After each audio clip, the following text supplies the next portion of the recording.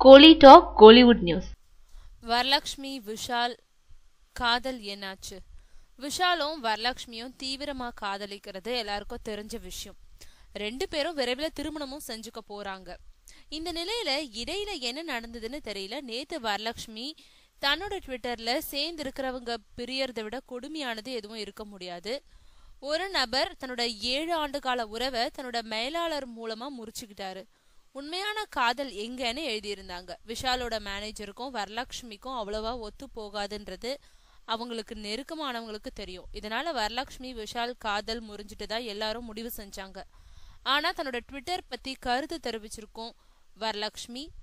அந்த ட்விட்டர் வாசகம் என்ன பத்தினதில்ல, அதுக்கும் என்னோட வாழ்க்கைக்கும் சம்மந்தம் இல்லைன்னு பல்ட்டி அடிச்சிருக்காங்க. 2 பேருக்கும் இடையில விரிசல் விழுந்திருக்கிறது மட்டும் தெளிவா தெரியுது.